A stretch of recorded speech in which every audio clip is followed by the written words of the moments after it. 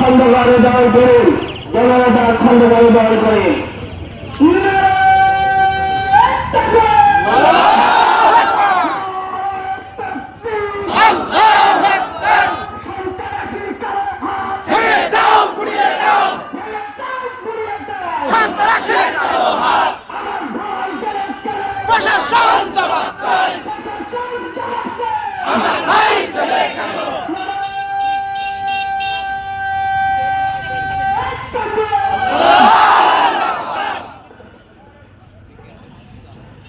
أعوذ بالله من الشيطان الرجيم بسم الله الرحمن الرحيم وقل جاء الحق وزهق الباطل إن الباطل كان زهوقا প্রান্তীয় সংগঠন বাংলাদেশ জামাত ইসলামী মিরপুর উপজেলা শাখার উদ্যোগে আজকে এই বিক্ষোভ মিছিল সমাবেশের সম্মানিত পরিচালক বাংলাদেশ জামাত ইসলামী মিরপুর উপজেলা শাখার সম্মানিত সেক্রেটারি মাওলানা শেখ মহিউদ্দিন উপস্থিত আছেন। বাংলাদেশ জামাত ইসলামী মিরপুর উপজেলা শাখার সম্মানিত নায়েবে উপজেলা সহকারী সেক্রেটারি বৃন্দ এবং আইন শৃঙ্খলা রক্ষাকারীর বাহিনী সহ সাংবাদিক বন্ধুগণ এবং তৌহিদি জনতার এক অংশ, আসসালামু আলাইকুম ওয়া রাহমাতুল্লাহ। সম্মানিত মিরপুরবাসী, আমরা গভীরভাবে লক্ষ্য করছি বাংলাদেশ যখন অত্যন্ত শান্তিপূর্ণভাবে বসবাসের একটা সুযোগ আল্লাহ রাব্বুল আলামিন আমাদেরকে করে দিয়েছেন। আমরা লক্ষ্য করেছিলাম বিগত শেখ হাসিনার ফ্যাসিজমের বিদায়ের পর আমরা একটা মনে করেছিলাম গণতান্ত্রিক প্রক্রিয়ায় নির্বাচনের মাধ্যমে এদেশের দায়িত্বভার যারা গ্রহণ করার সুযোগ লাভ করতে পারবে তারা অতীতের শেখ হাসিনার মতো আর ফ্যাসিজম বাংলাদেশে চালু হতে দেবে না, আমরা এটা ভেবেছিলাম। কিন্তু দুঃখজনক হল সত্য যে নির্বাচন হয়ে গেল, নির্বাচনের সূক্ষ্ম কারচুপি বলেন আর ইঞ্জিনিয়ারিং কথা বলেন, যেভাবেই হোক তারা ক্ষমতায় এসেছে। আমরা তাদের কাছে প্রত্যাশা করে, বাংলাদেশের মানুষ প্রত্যাশা করে, মিরপুরবাসী আমরা প্রত্যাশা করে যেখানে ন্যায়ের শাসন, অন্যায়ের দুষ্টকারীদের দমন এবং চক্রান্তকারী বা ছিনতাইকারী রাজনীতিকারী তারাই থাকুক না কেন তাদেরকে বিচারের প্রক্রিয়ায় আইনের মাধ্যমে তাদেরকে শাস্তির সম্মুখীন করা দরকার। এটা আমরা সবাই বিশ্বাস করি এবং জানি, ঠিক কিনা ভাই? সত্য আপনারা জানেন, গত 16 তারিখ ছোট ছোট বাচ্চা ছেলেরা তারা ফুটবল, তারা ক্রিকেট খেলাকে কেন্দ্র করে একজনের সাথে আরেকজনের একটা মনোমালিন্য গন্ডগোল হয়েছে। সেখানে তাদের অভিভাবক তারা জড়িত হয়ে গেছে এবং রক্তারক্তি হয়েছে, তাদেরকে হসপিটালে চিকিৎসাধীন আছে।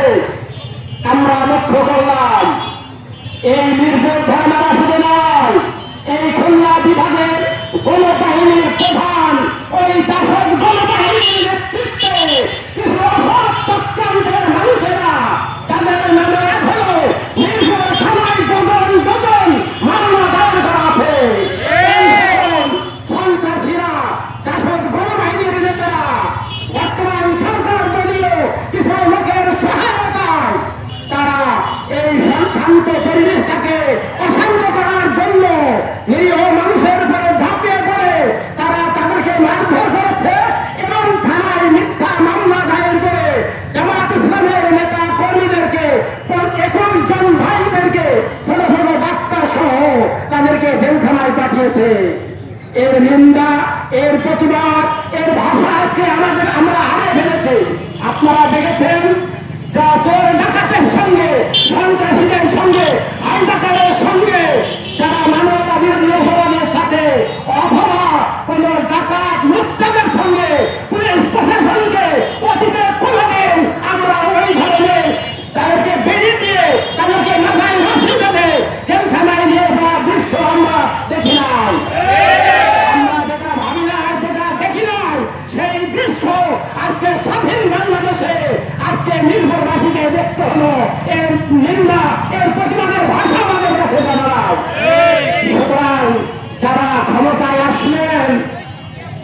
একটু বোঝার দরকার ছিল আপনাদের নেত্রীদেরকে পানির কাপ সাজানোর ক্ষমতা দীর্ঘ 17 বছরে যারা রাখে না।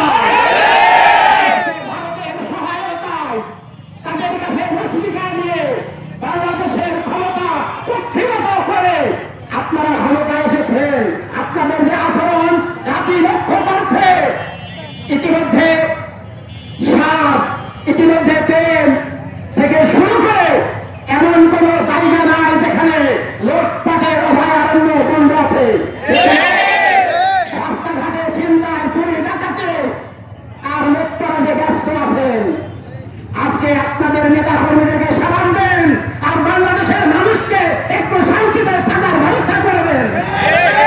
না করে আপনারা অন্যায়ভাবে জামায়াত ইসলামী এবং ইসলামী ছাত্র শিবিরের নেতা কর্মীদেরকে সারা দেশের ন্যায় আমাদের নির্প্রিয় তারা আক্রমণ করে মামলা দিয়ে যেই ফেসিল আওয়ামী এবং জাসদের গণবাহিনী তাদেরকে উপরে ভর করে আজকে আপনাদেরকে এই সমাজ নষ্ট করার জন্য যে অসভ চক্রান্তে তারা লিপ্ত হয়েছে, যদি আপনাদের সমালোচনা হয় তাহলে আমরা হুঁশিয়ার করে বলতে চাই আপনারা সাবধান হন, আপনারা সতর্কতা অবলম্বন করুন। যদি তা না করেন শেখ হাসিনার বিশাল দাপন রাজা শক্তি বাংলাদেশে তাদের খাওয়া হয় নাই। বাংলাদেশে রান্না করা খাবার তারা খেয়ে যেতে পারে না। জাতির উদ্দেশ্যে 10 মিনিট বক্তব্য রাখার সুযোগ ছিল তাও পাই না। আপনাদের গতি কি হতে পারে যদি ভক্তি থাকে, জ্ঞান থাকে, আমাদের বক্তব্য থেকে জাতির প্রত্যাশা পূরণের জন্য আপনারা সতর্ক হন। আপনাদের পরিবর্তে তাদের থেকেও অত্যন্ত ভয়াবহ হতে পারে। আসার আগে আমাদের বুড়া ভাই গত বছরে শহীদ খোকন মোল্লাকে যারা শহীদ করেছে, আজকে তাদের সেই চক্রান্ত আজকে শহীদ খোকন মোল্লার আপন সহ দুই ভাই সহ 21 জনের নামে মিথ্যা মামলা দিয়ে যখন জেলখানায় পাঠানো হয়েছে, আর আমরা লক্ষ্য করতেছি আইন শৃঙ্খলা বাহিনী, মেজর থানার পুলিশ, ওসি সাহেব থেকে শুরু করে আজকে আপনারা সমান ওই সন্ত্রাসীদের সাথে একই চেয়ারের পাশাপাশি বসে আছেন এই দৃশ্য দেখার জন্য। 24-এর গণ আন্দোলনে আমাদের ভাই বোনেরা শাহাদত বরণ করে না। সুতরাং আমরা বলতে চাই দিন একটা দিনের দিন নয়, এরপরে আরো দিন আছে। এই দিনের কথা যদি শুনে যান তাহলে ওই দিনের অবস্থা আপনাদের জন্য আরো ভয়াবহ ধারণ করবে, এটা কোনো সন্দেহ নাই। সুতরাং আমি প্রবাসী আপনাদেরকে বলতে চাই আপনারা সজাগ হন, সতর্কতা অবলম্বন করুন। আর যদি মানুষের